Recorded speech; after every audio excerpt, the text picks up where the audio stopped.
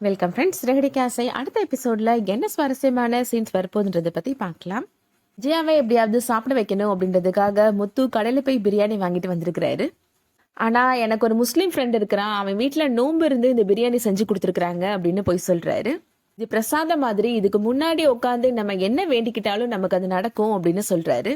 நம்மளை விட்டு பிரிஞ்சு போனவங்க திரும்பி வரணும்னு நினைச்சு நம்ம ஆசைப்பட்டு இந்த பிரியாணியை சாப்பிட்டா கண்டிப்பா அது நடந்துரும் அப்படின்னு போய் சொல்றாரு. எல்லாரும் ஒன்னா சேர்ந்துதான் சாப்பிடணும் அப்படின்னு சொல்றாரு. அண்ணாமலை விஜயாட்ட சொல்றாரு, அதான் இவன் இவ்வளவு சொல்றான்ல, நீ வந்து சாப்பிடு விஜயா அப்படின்னு சொல்றாரு. விஜயாவுமே என்னோட பிள்ளை வீட்டுக்கு திருப்பி வரணும், அதனாலதான் நான் சாப்பிட்றேன் அப்படின்னு சொல்லிட்டு சாப்பிட ஆரம்பிக்கிறேங்க. மனோஜ் சொல்றாரு, பிரியாணி செம்ம டேஸ்டா இருக்குடா அப்படின்னு சொல்றாரு. முத்து சொல்றாரு, வெளிநாட்டுல இருந்து செஃப்பை கூப்பிட்டு வந்து சமைச்சிருக்கிறாங்க அப்படின்னு போய் சொல்லிட்டு இருக்கிறாரு. ஒருவேளை அரேபியால இருந்து கூப்பிட்டு வந்திருப்பாங்களோ அப்படின்னு கேட்டுட்டு இருக்கிறாரு மனோஜ். முத்துவுமே கேஷுவலா, அது அரேபியாவா மலேசியாலாம் நமக்கு தெரியாது, நல்லா டேஸ்டா இருக்குல்ல அப்படின்னு சொல்லி சாப்பிட்டுட்டு இருக்கிறாரு. மலேசியான்ற வார்த்தையை கேட்ட உடனே விஜயாவுக்கு இப்போ ரோகிணியோட அப்பா ஞாபகம் வந்துருது. உன்னோட அப்பா ஏர்போர்ட்டுக்கு வந்துட்டாருன்னு தானே சொன்ன, அவர் ஏன் இன்னும் இங்க வரல அப்படின்னு கேள்வி கேட்க ஆரம்பிச்சிடுறாங்க. அவர் உண்மையாவே வராரா இல்லையா, இல்லை என்கிட்ட பொய் சொல்லி ஏமாத்துறியா அப்படின்னு கேட்குறாங்க விஜயா. நான் ஃபோன் பண்ணி பார்த்தேன், நாட் ரீச்சபிளே இருக்கு, எனக்கே காரணம் தெரியல அப்படின்னு பொய் சொல்லி சமாளிக்கிறாங்க ரோகிணி. மீனா சொல்றாங்க, உங்க மாமாவுக்கு ஃபோன் பண்ணி விசாரிக்கலாம்ல, பொங்கலுக்கு ஊருக்கெல்லாம் கூட வந்திருந்தார்ல அப்படின்னு சொல்றாங்க. அவருக்கும் ஃபோன் பண்ணேன், நாட் ரீச்சபிள் தான் வருது அப்படின்னு ரோகிணி மறுபடியும் பொய் சொல்றாங்க. இதெல்லாம் கேட்டா நம்புற மாதிரியாப்பா இருக்கு அப்படின்னு முத்து அவரோட பங்குக்கு பேசுறாரு. இந்த வானத்திலேயே ஃப்ளைட்டு காணாம போச்சுன்னு சொல்லுவாங்கல்ல, அந்த மாதிரி உங்க அப்பா வானத்திலே காணாம போயிட்டாரோ அப்படின்னு நக்கலா கேட்கிறாரு. அடுத்ததா நேரா கோபமா ரோகிணியோட ரூமுக்கு போறாங்க விஜயா. நீ ஏன் ரோகிணி இப்படி அடுக்கடுக்கா பொய் சொல்லிட்டு இருக்கிற, என்னால அது ஜீரணிக்கவே முடியல அப்படின்னு சண்டை போடுறாங்க விஜயா. உண்மையாவே அப்பான்னு ஒருத்தர் இருக்கிறாரா, இல்ல அதெல்லாம் உன்னோட கற்பனையா அப்படின்னு கேக்குறாங்க விஜயா. வெளியில முத்துவும் மீனாவும் உன்னோட அப்பா வராததை சொல்லி என்னை எவ்வளவு அவமானப்படுத்தி பேசுறாங்க பாத்தியா அப்படின்னு கேக்குறாங்க. ஸ்ருதி கல்யாணமாகி இங்க வந்ததுல இருந்து ஸ்ருதியோட அம்மா அடிக்கடி வந்து பாக்குறாங்க அப்படின்னு சொல்றாங்க விஜயா. மீனாவோட அம்மாவை எனக்கு பிடிக்காதுதான், இருந்தாலும் மீனாவை வந்து மாசத்துக்கு 2 தடவை பார்த்துட்டு தானே போறாங்க, அவங்களாம் அக்கறையா தானே இருக்கிறாங்க அப்படின்னு சொல்றாங்க விஜயா. உன்னோட அப்பாவுக்கு மட்டும் ஏன் அந்த அக்கறை இல்லை அப்படின்னு கேக்குறாங்க.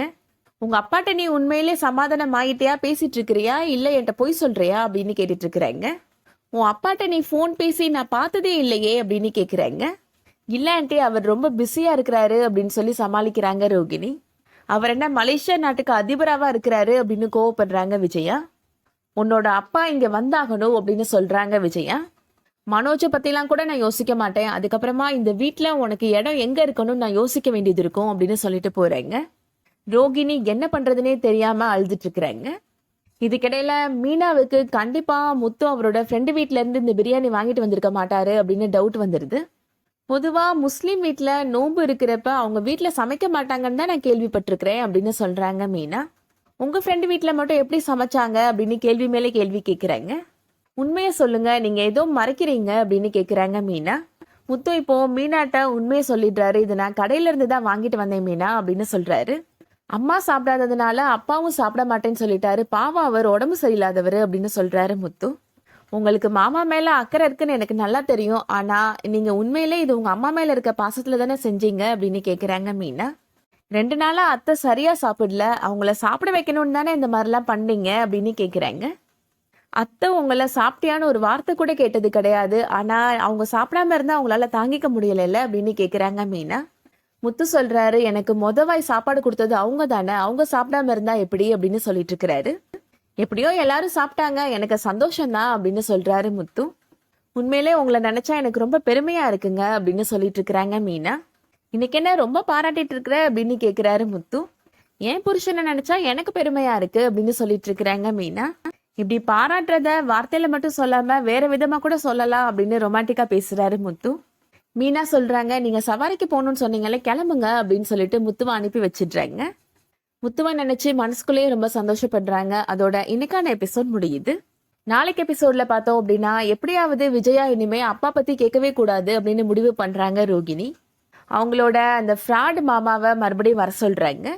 அவர் வந்து ரோகிணிட்ட சொல்றாரு, உங்க அப்பாவோட பிசினஸ் பார்ட்னர்ஸ் எல்லாருமே சூழ்ச்சி பண்ணி உங்க அப்பாவை ஏமாத்திட்டாங்கம்மா அப்படின்னு போய் சொல்றாரு. இப்போ அவர் மலேசியா ஜெயில இருக்கிறாருமா அப்படின்னு சொல்லிட்டு அழுறாரு. ஒன்னும் தெரியாத மாதிரி ஷாக் ஆகுற மாதிரி நடிக்கிறாங்க ரோகிணி. ஜெயில இருக்கிறாரா, என்ன அங்கிள் இப்படி சொல்றீங்க அப்படின்னு கேக்குறாங்க. அந்த கறிக்கடை மணி லூஸ் ஸ்டாக் விடுறாரு. ஏமா கரெக்டா சொல்லிவிட்டது தானமா சொல்றேன் அப்படின்னு சொல்லிடுறாரு. அதை கேட்ட மீனாவுக்கு சந்தேகம் வந்துருது. என்ன சொல்லிவிட்டதை சொல்றீங்களா அப்படின்னு கேக்குறாங்க. மீனாட்டையும் ஏதாவது பொய் சொல்லி கண்டிப்பா அவர் சமாளிக்க போறாரு. ரோகிணியோட அப்பா ஜெயில இருக்கிறாங்க அப்படின்னு கேள்விப்பட்டதும் அது பெரிய ஷாக்கிங்கா இருக்கு விஜயாவுக்கு. இதுக்கப்புறமா கண்டிப்பா அவங்க அப்பாவை பத்தி கேட்க மாட்டாங்க விஜயா. ரோகிணி போட்ட பிளான் சக்சஸ் ஆக போகுது. இன்னும் எத்தனை நாளைக்கு தான் இப்படி பொய் சொல்லி தப்பிக்க போறாங்கன்னு தெரியல ரோகிணி. ரோகிணி சீக்கிரமா மாட்டணும் அப்படின்னு நினைக்கிறவங்க இந்த வீடியோவுக்கு ஒரு லைக் பண்ணிக்கோங்க. தொடர்ந்து சீரியல் பத்தின அப்டேட்ஸ்க்கு நம்ம சேனலை சப்ஸ்கிரைப் பண்ணிக்கோங்க. தேங்க்ஸ் ஃபார் வாட்சிங்.